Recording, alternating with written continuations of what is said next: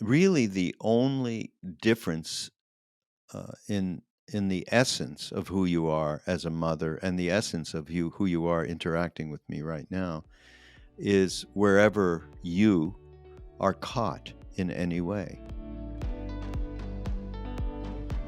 Hello, everybody. You're listening to Chatting with Candice. I'm your host, Candice Horbacz. Before we get into this week's episode, we are going to do some shout outs. So I want to say thank you to Roger, Keith, Chase 2 times, and Doug B. Thank you for all of those cups of coffee. As you notice, we have been getting more and more in person guests, and that is because of the support of all of you. So thank you very much. If you want to support the podcast, you can go to buymeacoffee.com. You could also go to chattingwithcandice.com and sign up for my Patreon or my locals, pretty much everywhere. So wherever you want to donate, and it is all appreciated.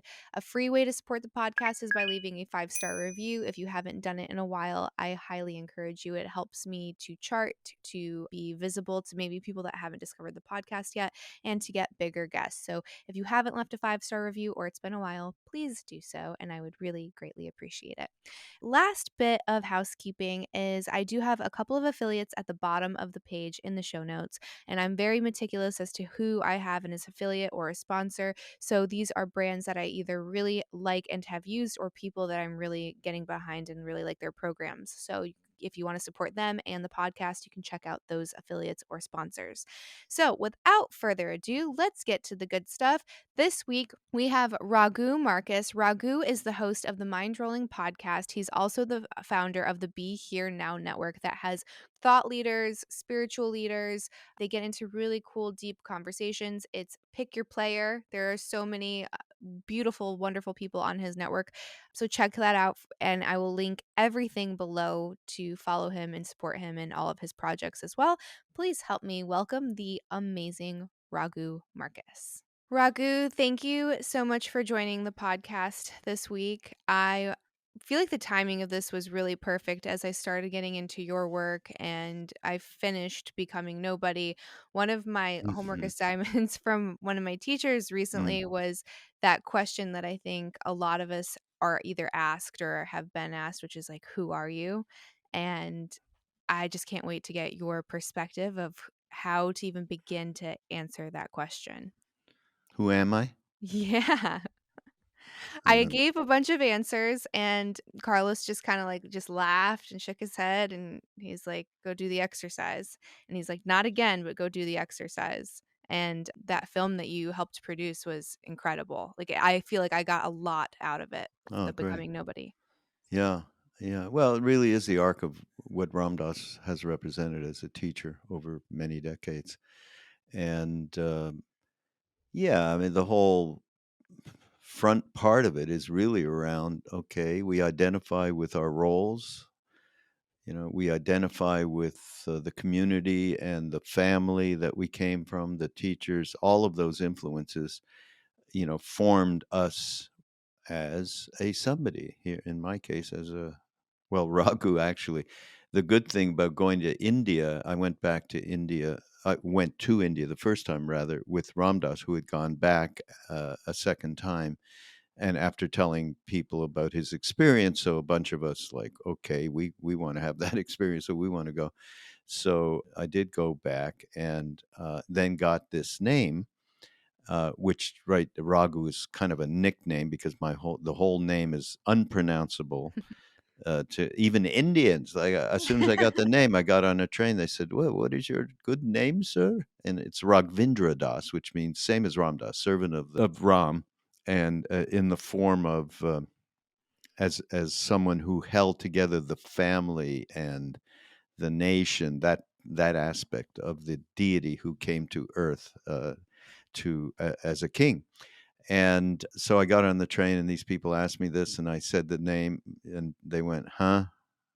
And I thought, "Oh shit, I'm screwed." Nobody, if they can't know it, they can't pronounce it. How is anybody in America? So it became Raghu, and that was a re-identification of the soul, of the essence behind the personality, the identities, the roles, and all of that.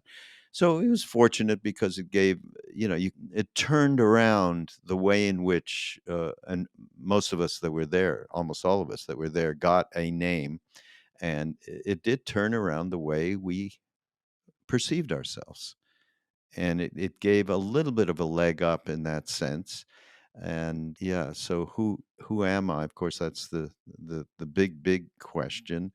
There was a great saint in India named Ramana Maharshi who, when he was 16, and let's see, he died in the 50s. So, he was in the earlier part of last century. When he was 16, he couldn't take the suffering, and what is this about? And he said, I'm going to lie down on my bed, and I'm not going to get up till I find out who I am. So he kept going, who am I? Who am I? Now, of course, he probably had the benefit of 6 billion incarnations, going through to get to that moment where he did realize who the true essence of himself. I mean, and it took many years after that for it to manifest in a way that he became this extraordinary transmitter of this particular teaching. And in fact, many Westerners came over to India to meet him. And he was known as a great Advaita or non-dual teacher. And that was the central part of the teaching was, who am I? So yeah, it is the big question. But in my own experience, I think it's much more useful to get, and that's what Mindrolling, my podcast, is all about, is how do we use all of these wonderful teachings to enhance our day-to-day lives and get ourselves more in balance. It's not a matter of looking for, I'll find out who I am and I'll be enlightened. I mean, this is BS. It's how do you just become a little bit more kind? How do you become more generous? How to become more loving in an unconditional way, not in a transactional way. These are the things that really can make a difference in our lives and in other people's lives. Yeah, so when it comes down to the difference between these kind of archetypes that we play or our roles and then that beingness or that essence of ourself, like Mm. there's some kind of constant that's there from kind of the day that we're born. Like there's that constant that follows us until we die. But then there's also the evolution of self that coincides with that. And the way that I kind of where I'm at least with my practice, is where like depending on the role that I'm playing, it is a bit of a different person. So to answer that question, who are you? It feels like I'm always trying to like catch something that's not there. Like it's trying to like describe something that was there. Does that make sense? Not getting you, Yeah. actually. Say it So again. like if I'm let's say I'm in my mothering role and Yeah. that's the place that I'm at, then that might be like the first like the initial descriptive that I use for myself is like I am a mom because in that Mm. moment I'm mothering. And then Mm. that version of Candace is very different than the one that's maybe showing up right now for to talk to someone like you about spirituality. So if I'm trying to describe like who I am, there's a constant, right? Like there's still Candace, but there is like an overlay that is different depending on like what role you're playing. S- Yeah. The the reality is, you as a mother, and you here right now talking about consciousness with me, really the only difference in the essence of who you are as a mother and the essence of you who you are interacting with me right now is wherever you are caught in any way. I mean, attachment, Mhm. clinging is it's the big, I don't want to say negative, because it's all positive in terms of, unless you get, unless you can see the clinging, you can't transform it, or it cannot transform. But when you're mothering with your child and you're identifying as a mother, that's not the only thing that's going on. I mean, if the child acts up, you might feel a little bit of anger coming up, and, resentment. Look what I do for you. The usual thing that parents go through. But, you realize it, and you have, hopefully, mindfulness is a great thing, and you just see it and you allow it to be, and it transforms without you holding on to it. So that's the clinging part that you let go. And you're sitting here with me right now, and I'm saying stuff, you're reacting to it. Some of it you go, wait, I don't really get that, and you may cling to whatever the idea was that you had was about that particular subject. So whatever it is, once that clinging is identified and then it dissipates, you are the essence. You are the essence as a mother. You are the essence as in this case interviewer. You are the essence in terms of your day to day running your business and your day to day of running your household. It's just a matter of the mindfulness to see where we are caught, to see where we are still clinging, to see all of the wonderful manipulations and motivations that are self-interested. And that is the beauty of our ability as humans to transform and become who we are more of the time. So, one example that when I spoke to someone about this and this person like doesn't believe in necessarily a soul or God or anything like that, like that's kind of his perspective. The example that he gave was that of Phineas Gage. So, if there is a soul or if there is this essence, then how can something from like either like a biological standpoint or from like a physical injury cause such a shift to where everyone is like, that's a different person post that traumatic event? Are Hmm. you familiar with that story? No, Okay, I'm so not. Phineas Gage was a railroad worker, and he was said to be like a very like charming, charismatic, kind person, very like easygoing. There was a terrible accident while he was working, and one of the pipes actually went right through his skull, and it didn't kill him. He was able to survive the injury, but ever since the brain trauma, he turned into like this really nasty, mean, unrecognizable person, and it never kind of went back. So a lot of people in psychology really study this event because they're like, well, what is this? Right? Like there's obviously the physical brain injury, but from more of a spiritual perspective, it's like what happened to that essence? Is it still there? And how does that what's the relation to like a physical trauma or a biological trauma? Yeah. Well, then you're getting into a little bit of neuroscience also on something like that, and would take people who are more well versed to speak to it. But many people have not that. That's kind of really beyond the beyond trauma. I mean, that's Mhm. extraordinary. But I'll tell you, here's another one that's kind of like that. Some I just did a podcast with this person. His name is Dan Siegel. He's an amazing scientist, psychiatrist, and teaches at UCLA, I think. Anyhow, he told me a story. It's in this book that he just did. He was on his way to South America as a young man, 20 years old. He was on his way to try and meet up with a curandero, a woman actually, who was like the mushroom queen, is what he referred to. And they had to get on horses and go into the jungle and so on, and they did.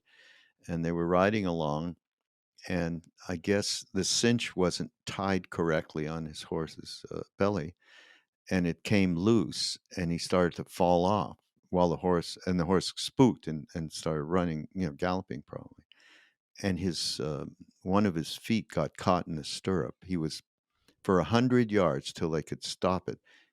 Boom, boom, boom, boom, boom on his head.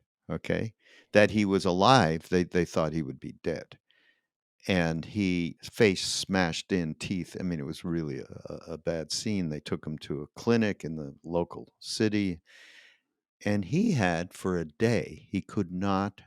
There was no more I. He couldn't remember who he was. And he kept going, talk about who am I? He kept going, who am I? Not in, not in any, anything but the sense of he didn't know. And had no history, no nothing. But the weird thing was he felt so free and harmoniously engaged with the interconnectivity of all, kind of like a psychedelic trip. And for one day, he would they would tell him, "Well, you're Dan Siegel," blah blah blah, and he it didn't have any effect. Then just 10 minutes later, who am I? Can you tell me? And but he didn't get into despair. about that. He was in joy. And he had this extraordinary experience that remained with him through the rest of his life. His Our mutual friend Jack Cornfield, who's a great teacher, when he told Jack this story, Jack said, "Jesus Christ, people meditate for 4,000 years trying to get to that place of total unity, or take a psychedelic. Look what this happened to you. You should be happy." So how things happen for one person and not another. And there's some parallel here. He should have been dead. So should have been this other guy, right? Mhm. So how things come out, um, there is karma and reincarnation are real, and karma dictated that whatever Dan got to in that moment, that was perfect for him. And what Phineas, what happened to him, and it turned south, shall we say, there's no way to understand that stuff unless, you get neuroscientists want to go through and, measure the brain waves and see if there's any way they can figure out why he went south when he was such a beautiful, generous man. Mhm. No, that's really interesting. When it comes to karma, what's your definition of karma? Oh God, yeah. No, there's nothing I could. Everyone thinks karma. I slap you, you're gonna slap me back. It's and to a degree, obviously, an action begets a reaction. That is real. But to get into, I'll give you and your listeners the best interpretation that can reach you on a more gut level rather than head level. Is there's a man named Dr. Robert Svoboda, Svoboda, who wrote this trilogy of books around Agora in India. These are the tantrics that very difficult to find one that isn't doing dark arts as a purpose kind of a thing. I mean, they do really wild kinds of meditating on corpses, that kind of thing. Anyhow, he did meet one in the 70s, around the time we met Neem Karoli Baba, Ramdas's guru, our guru. And his name was Vimalananda. So he wrote three books around there, unbelievable and so informative, and you get such a connectivity to who this being was. But the last one is called The Law of Karma. Get it, because it goes. It's just there's no way that you can rationally talk about karma.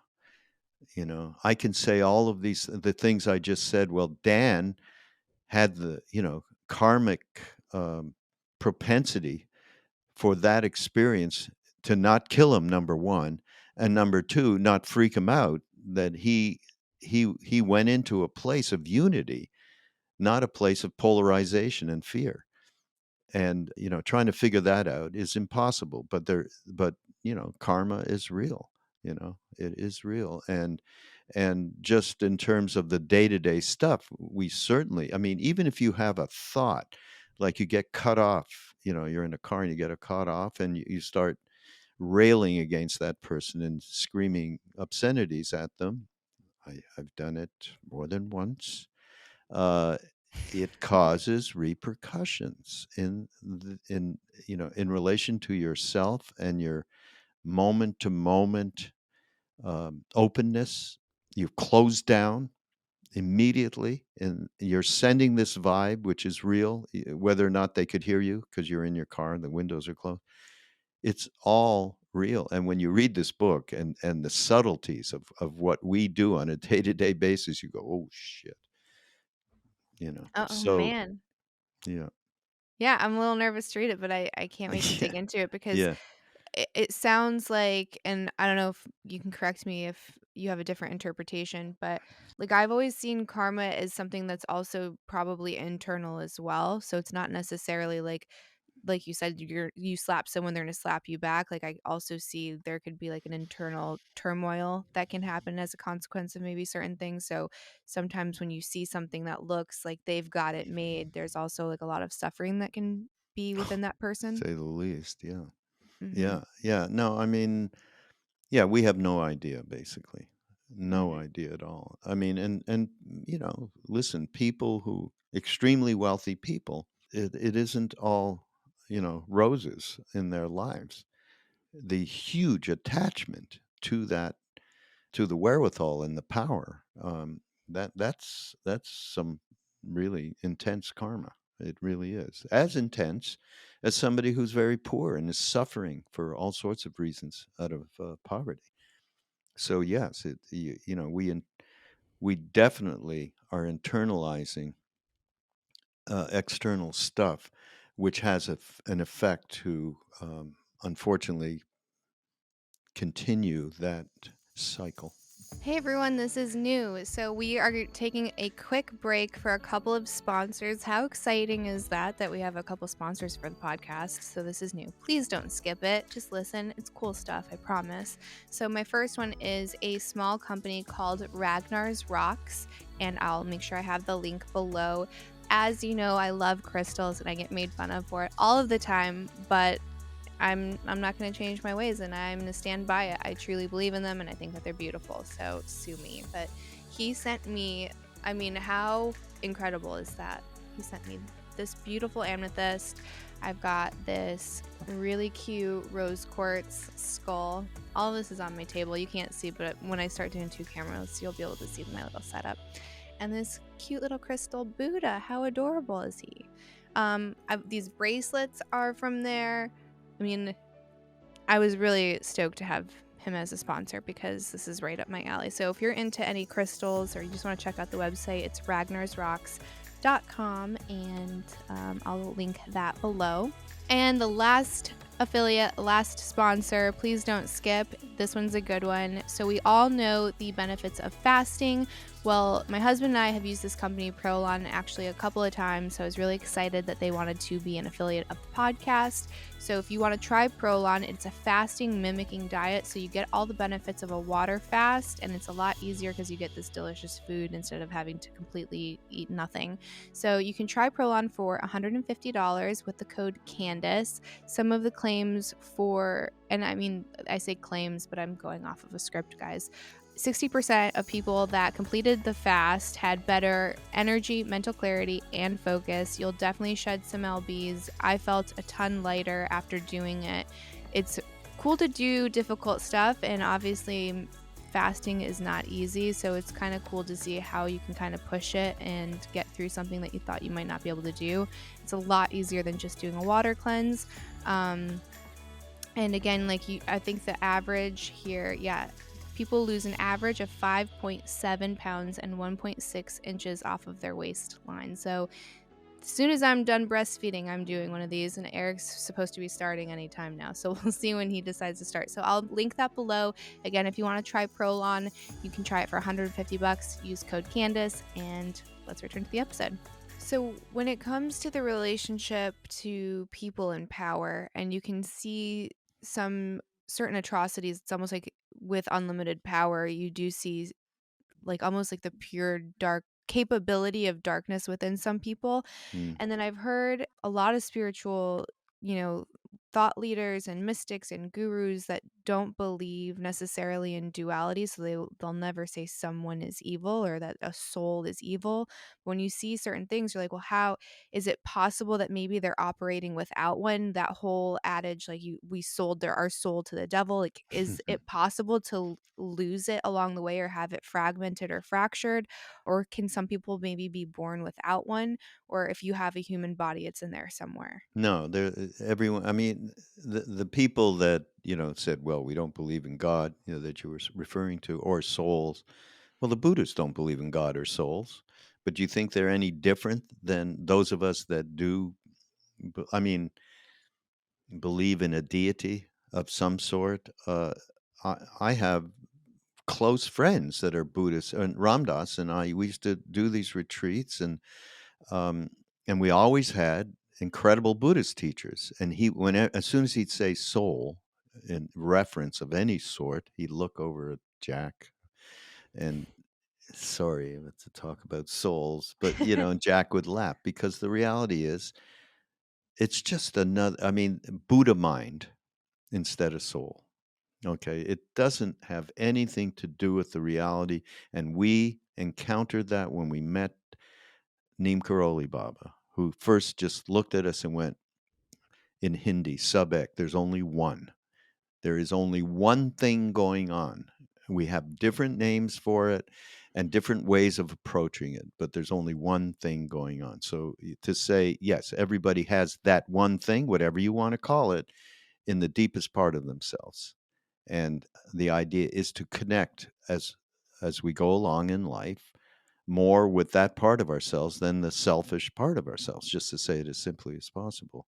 And Ram Dass, as far as people that are abusing power, of which there's quite a plethora of them around in this world right now. Oh, there always has been. He would say, like, we have this great animation that we haven't put out yet, but it's around how Ram Dass talks about people like that. And he had, well, the most recent example is Trump, and he would have Trump on his altar with all of his gurus and saints and everything, and he'd be, "Hello, good morning, Jesus. Good morning, Buddha. Good morning." You know, this beautiful, loving way, and then, "Hello, Donald." And it was a funny. It's a funny bit, and what he would say is, what I'm trying to do is reach that essence of that person, knowing that that essence is not who he is. He is acting out in this incarnation of, Ram Dass would say, he's got a pretty shitty incarnation, but I'm not going to relate with him on that level. That just allows it to continue. I want to relate with him where that essence is behind that. Everybody has it.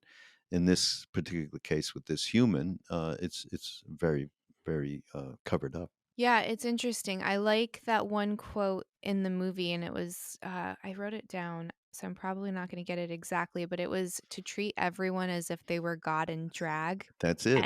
And I loved that so much. I'm like, how much would our reality change if that is how we interface with everyone? Yeah, Yeah. absolutely, absolutely. Which is, that to me is the goalless goal. How do we do that? How can we become kinder, more compassionate, more unconditional?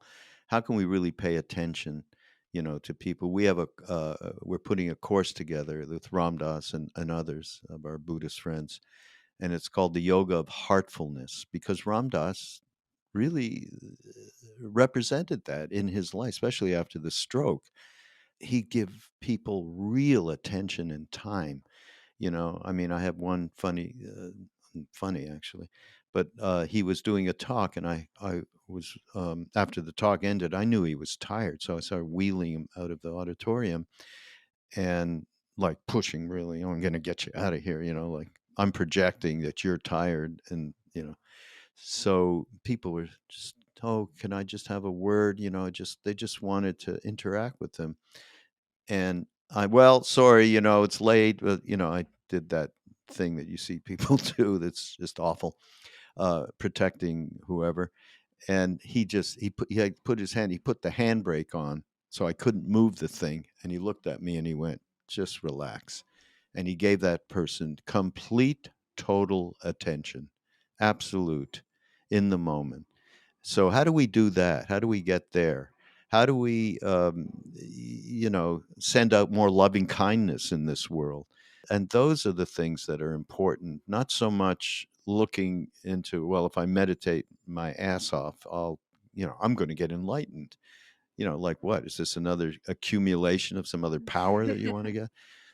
So that's why Ram Dass is really trusted. So we're doing this heartfulness course in which we go through all of, what do we need to do to stop being closing ourselves down, and how can we, really be, talk about, uh, good citizens of this earth, you know how we relate with people, and how we can really contribute rather than detract by virtue of our own selfishness. No, I think it's huge, and when I was watching some of your interviews and then also the film, there's this thing that I loved so much with which A is how often, like, Ram Dass and yourself, like, just laugh and jest and, Mhm. like, your relationship with Duncan Trussell, I think, is so beautiful. I love it so much. I just, like, feel like I'm watching brothers play, and I think you mentioned having friends that have different belief systems.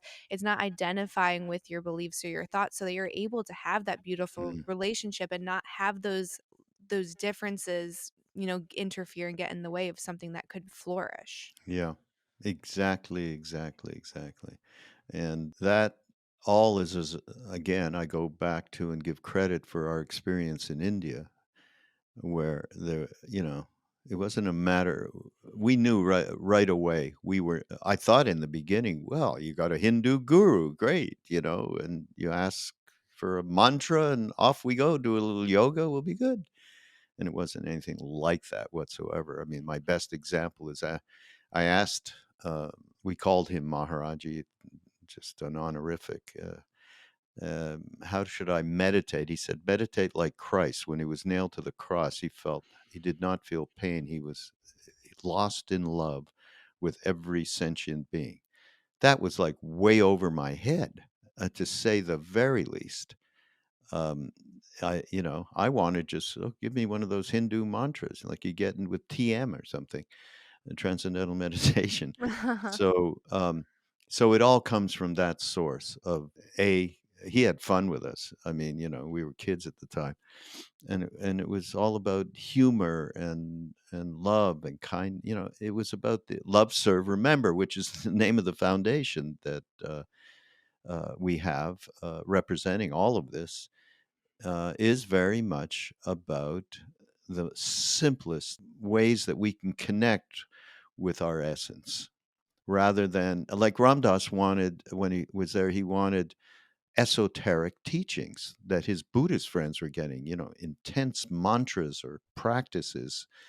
And so he said, can he asked Neem Karoli Baba for that? Can you give me that secret teachings? And you know what he said? He Mm-mm. said, feed people. And Ramdas was like pissed. What do you mean feed people? That seems like my friends are getting beautiful mantras and so. And he said, well, how can I raise Kundalini? And he said, Maharaj, he said, love everyone. And then Ramdas, it took a while for him to understand the love, serve, remember, love everyone, serve the divine through people, and remember God through practice. That's it. It's more simplistic, yet that is what we came out of. Obviously, there was a lot more to it that we came along Buddhist meditation, ways in which we could use the practices to get to a place where we were really connected with our essence and not so lost. Yeah, and that's another thing that I really appreciate about a lot of this work and a lot of this content is that there is like this lightness to it. It doesn't have to be so serious and there Yeah, aren't exactly. it's not led with fear like maybe some other religions, and that's never sat well with me.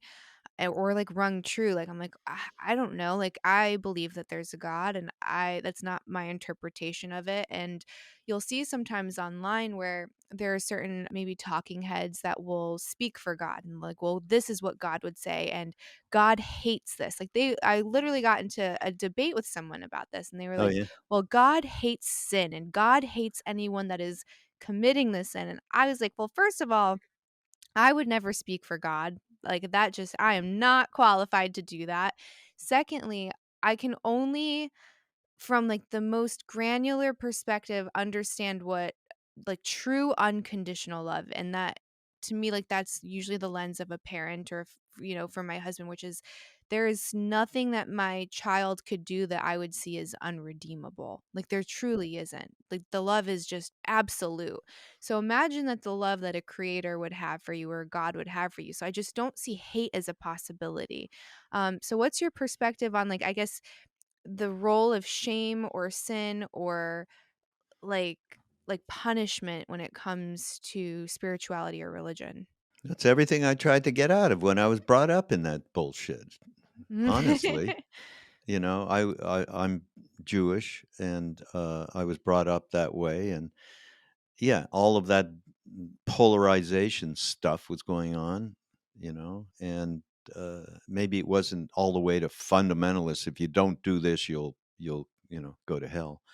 I mean, but it's all BS. I mean, it really is. But inside, obviously, Judeo-Christian context within it, and Muslim, there are mystic traditions that absolutely go beyond duality, go beyond polarization, go beyond that kind of jargon that is just alienating. And it alienated all of us back then. And that, which was good because it helped drive us to be open to other traditions. And that's when, late 60s, early 70s is when people like, well, Ram Dass and Alan Watts, the original OGs. I mean, there were other people who came to the West in the earlier part of the century. Krishnamurti is one of them, and Swami Vivekananda, and so on. There were, but in terms of the popularization of it through the culture at the time, it really was Alan Watts and Ram Dass. And Be Here Now just became a Bible. I mean, it still is. It's crazy. Somebody I wanted to hire a dog sitter because I have to go away, and I lost my last dog sitter. So somebody came over to apply, and then we met and everything. And I said I have to go. I run retreats as part of my job, and oh yeah, who is that? What do you do? And I said, do you know Ram Dass? Oh yeah, I just got Be Here Now. This is maybe, young 20s kind of person. And I know that it found me. She had the wisdom to understand how this was something that was going to help propel her, her inner life, to some degree. So, yeah, thank God that I did, because I was really lost when I was a teenager. I was really not happy. And I loved music, and music was the only thing that saved me back then. I Hmm. have a famous story of my first experience, quote unquote spiritual experience, was at a John Coltrane, who was a great tenor saxophonist, jazz guy. He's like incredible. If you've never heard of him, you should. John Coltrane and I had an out of body experience. They got me into a club when I was 16, 17 years old in Montreal. And those things saved me in that moment. But it was the East that opened up the door, and those practices and those perspectives really, really went a long way to completely turning around my life from the kind of religion that we were brought up with at that time, which was just, to me, it was absurd. All that stuff about if you're not good, you're going to hell. All of that. I never copped to it ever. I rejected it right away. But in that rejection, I didn't have anything, for a while to really land on to find the Buddha mind or the soul or whatever, whatever. I knew there was something else, especially after that John Coltrane thing. I knew there was something else, but it didn't coalesce for me until a few years later. So when it comes to trying to, I guess, develop the spiritual side and like of someone who doesn't feel like religion is right for them, but does feel a calling that there's something bigger and they want to learn more about mysticism or esotericism, spirituality in general, I feel like it's probably a lot more difficult for someone to try to find a guru or like an authentic teacher because we have social media now, and it's like you can use very tricky ways of getting a ton of attention and likes, and we often conflate that with them being an honest actor or like a valid someone who's like Mm. worthy of that position, and maybe they didn't actually do the real work the right way. So what is a good way to find a teacher or a guru and not be swept up with maybe someone who's a counterfeit version of that. Yeah. It's not easy, huh? In our No. world today. Well, it wasn't easy before either. I mean, first of all, guru. Let's start there. Okay. Everybody's a guru now. There's, there's the guru of dry cleaners. They're the best. They're the guru. I mean, it doesn't mean very much, that word. Of course, we have a lot of words that don't mean a hell of a lot because they're just become um, just bastardized by virtue of, how they're taken advantage of to have an advantage over people in many different ways, So, teacher, though, yeah, I mean, all of us encounter people who are pointing a way, pointing to a path that can give us that we can engage in self inquiry. So, to find out a little bit more of who we really are rather than the story we tell ourselves. And so, it's a matter of developing trust in your intuitive process. And that's what happened to me with Ramdas. When I first met him, I actually physically met him, he was just, there was no Richard Alpert, there was no Ramdas, there was just this pool of what can I do for you? It was all about that. And I felt safe. I felt like, okay, this is, I can just relax now for the first time in my life. And that was in my early 20s or something. And that created a trust thing. I mean, and it was very unconditional. And the only time I can remember, thinking back, is when I was a child with my mother, perhaps in moments, the feeling of that unconditionality. So it hadn't happened for a long, long time, and that created this trust, and that connected me to knowing what deep inside I need to do this thing. I need to go to India. I need to follow in these footsteps. And I was 100%.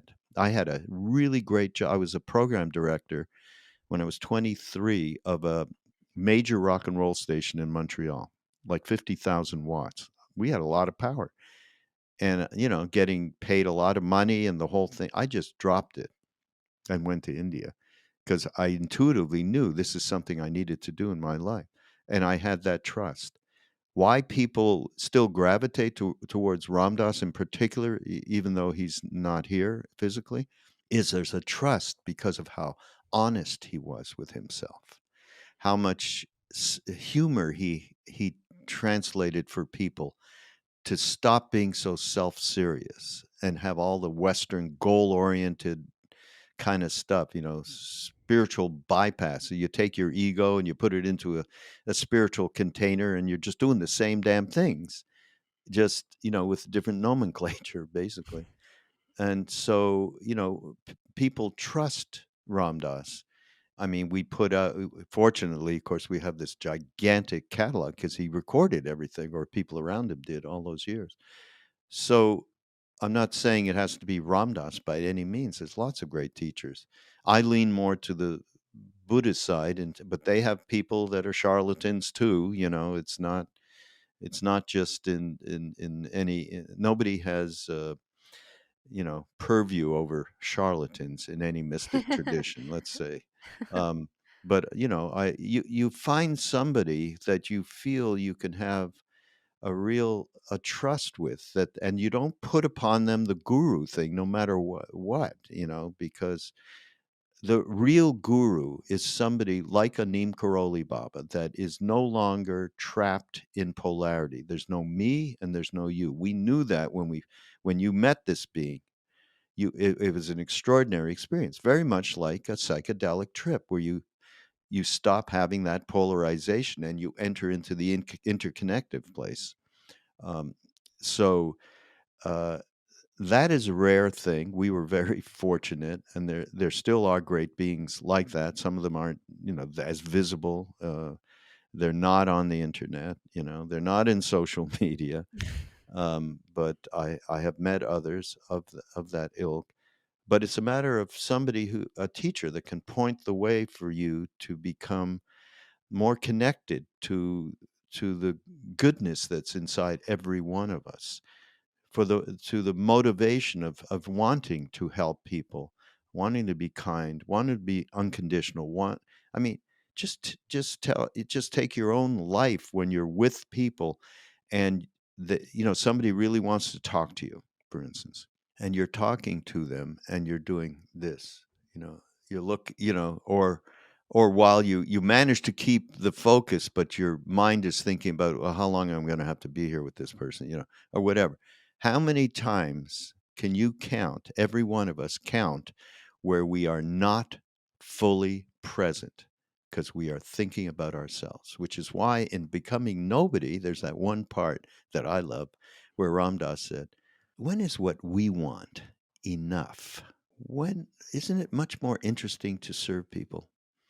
You know, it's just that reality that we are so self-involved. I'm working on something actually with Duncan Trussell called, and it's just a series of talks we did, audio talks, from the movie of me to the movie of we. Okay, and it's all about exactly this, and how we get that me from the minute that we get a name. Our parents give us a name. Oh, suddenly we're a separate individual. We were fully in the unified field. You have children, so you know that when they come out, there's nothing but the unified field. They're representing that unified field in that moment. Then they get a name, and then you get into 2-year olds that are like, no, no, no, no, no. Yeah, that is, trust in use your intuition to find and not expect them to be miracle workers or anything like that. But if they can point the way to a great meditation practice, maybe it's a great yoga practice, maybe it's a chanting, which is very much part of our tradition. I don't know if you know who Krishna Das is, but he's an exemplar. Oh, really? Okay. I know of him, but not Yeah. not very well. Well, check him out because yeah, he's really, in terms of a trusted teacher, I would, certainly, well, he's, a really good friend, but I highly recommend in any, he does online things every Thursday, and people ask questions and so on. So it's like this, you're listening, whoever's out there listening to this particular podcast, you get a feeling and I say something like that, or go join ramdas.org and get offerings like this, yoga of heartfulness course, and something clicks and you go, oh yeah, maybe I'll do that. Oh, Krishnas, maybe, I mean, things that are in my legacy tradition, and they resonate or they don't. But somewhere along the line, if your intention is real, that you want to transform yourself, the universe, the guru, then you don't need to necessarily have a physical meeting with that guru, but everybody has that guide, one way or the other, will manifest itself to you. Trust, that is real. Absolutely. Yeah, I feel like a I good sound like a fundamentalist saying that, though. It's so weird. No, I think that element of giving and contribution is huge because you can do the same thing with two different energies. You can go into it with a real giving, or you can be doing the same thing that maybe from a surface level looks like you're giving, but it's really taking. It's like Yeah, I'm doing this for significance or for recognition or for yeah. praise, and it's very self-interested. Like if I noticed your glass of water was empty and I just refilled it, didn't say anything, and I wanted to make you more comfortable, that's Mm. one thing. If I didn't, I'm like, "I got you a glass of water. I saw," you know what I Yeah, mean? yeah, This whole spectacle exactly out of that. it. Yeah, They're yeah. 2 very different things. Yeah, yeah. And that's why mindfulness practice, everybody out there, absolutely look into what mindfulness practice is. And here's another tip on a book from, to me, one of the great mindfulness teachers in this country. His name is Joseph Goldstein. And he has a book called Mindfulness. It's a huge tome, but you don't have to read it all at once. You definitely, though, will get extraordinary teachings from this being through that book. because that mindfulness allows us to really see what you just described, see that motivation, see the bullshit about you're doing this because, you want to be noticed, you're doing it because you think you should be good. You're not just doing it, somebody needs something. It's like you're walking across the street, and somebody trips and falls. You don't think about it, you just go to help them. Mhm. That's in all of us, except for people who are, tripping into this spiritual BS and go, whoops, karma, sorry about that. I mean, it's the initial knee jerk reaction to help people, and you identify with that ultimately, not as somebody who's doing something for a result that would benefit themselves. And so mindfulness really allows you to see in every moment these kinds of motivations that we all have that are self inflicted, I would Mhm. say. And the Tibetans have the best nomenclature about that. It's called self cherishing. Oh, me, me. You know, I'm gonna. That's what's important. And we have all of the habitual patterns that support that, neurotic tendencies and all.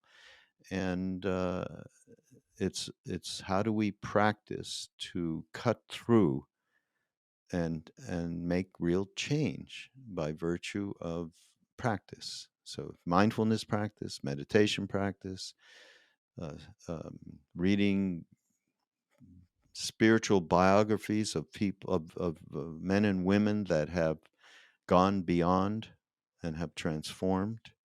These are the things, that are available to us, and along the way there will be whatever it is that you would need will come. It will be provided. I have seen it a billion times. Absolutely. Do you tend to see like a commonality when it comes to being disconnected from either your like intuition or your gut or your heart? Like, is there, and I know this is like a really big ask or a generalization, but is there something that you kind of see repeated in people that have the disconnect in one of those areas, whether it be Yeah. like a trauma or a diet? Um, Maybe like what they're consuming from like digital media, like just some kind of commonality throughout. Yeah, I only have to look at myself, though. I don't have to look outside anywhere else. I mean, I've got habitual patterns that would be what you call commonalities. Absolutely. And I feel fortunate that, I've been able to do practices over many, many decades. And I'm just not buying into it the way that I used to buy into the story that I tell myself or the thoughts that I have that I would believe in. And there's much more of a spacious container inside myself to make it a lot more fun to be alive rather than caught constantly in reacting and emotionally. I mean, I still have that. I have a bugaboo with technology. Like if they're asking me for credentials, I can't remember my credentials. And then I'll mouth off and then laugh. You got to be able to laugh at yourself.